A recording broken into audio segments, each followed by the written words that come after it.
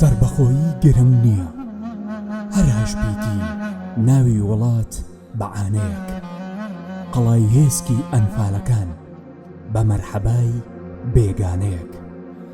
گرنگ نییە خودا دەیکرد قودس دەبوو بە ئۆرشەلیم، دڵیش دەچووە ناو پەراسووی یەکانەیەک. گرنگ نییە بابەعسی و جاش بورکێنە ناو دەرپێشمان وەکوو شارە مۆرانەیەک. گرنگ نییە دەبا وڵات سەر و خواری ببێتەکە لە خانەیەک، بەڵام گرنگ کورسیەکی سارد و سڕی وەک تابوتی بن مردووە. گرنگتریش ئەو دۆلارە چاوسەوزانن کە بۆ غوربەت سەری خۆیان هەڵگرتووە. عێراق باڵوێزی تورکیای ئاگادار کردەوە لە دەست درێژەکانی بۆ سەر خاکی هەرێم. ئیمارات و سعودیە و کۆمکاری عەرەبیش ئیدانەیان کرد و بە پێشێلکردنی خاک ناویان برد، کەچی حکومەتی هەرێمی کوردستان بە هەر سێ سەرۆکایەتەکەیەوە بێدەنگە.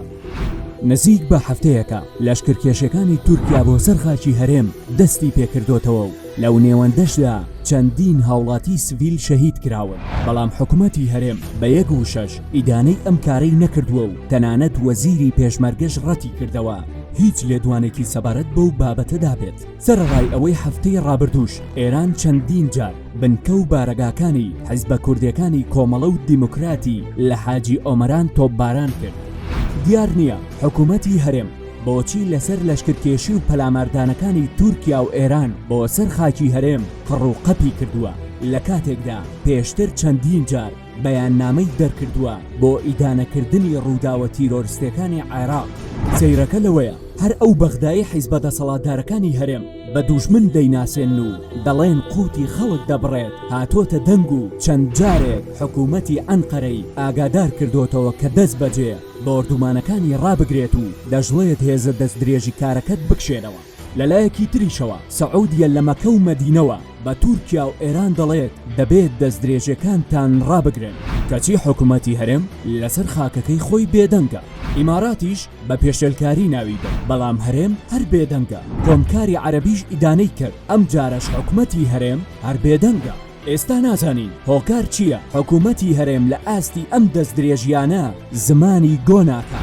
هاوڵاتیەک لە فەیسبوک نووسیوێتی سەیرە قەدەغەی هاتوچۆ لە هەرێمی کوردستان لە نێوان شارەکاندا بۆ خەڵکی ئەم نیشتیمانە هەیە کە چی بۆ سوپای تورکیا نییە. کورد دەڵێت ماڵ لە ساحێب ماڵ حرامە. ئەمڕۆ وەزیری دەرەوەی تورکیا چاوش ئۆغڵۆوتی سلێمانی لەژێر کاریگەری پەکەکەیە و لەوێوە دژایەتی حکومەتی تورکیا دەکرێت، وەک ئەوەی بە جیهان بڵێت شارەکانی تری هەرێم هی خۆمانە، چونکە تا ئێستاش زاراوی باشووری کوردستان لە فەرهەنگی تورکیدا بوونی نییە و بە باکووری عێراق ناو دەبرێت. بەڕای چاودێرانیش خەڵکی کوردستان بێ جیاوازی لەشکرکێشی و کوشتاری پێ هەزم ناکرێت. پەلامارەکانی تورکیا و ئێران بۆ سەر خاکی هەرێم یەکەم جار نییە، بەڵام ئەوەی جێی پرسیارە ئەوەیە ئایا ئەم لەشکرکێشیانە لای دەسەڵاتدارانی هەرێم مەترسی بۆ سەر قەوارەی هەرێمی کوردستان نییە یان شتی تر لە پشتیەوە هەیە، وا هیچ سنوورێک یان هیچ کاردانەوەیەکیان نییە.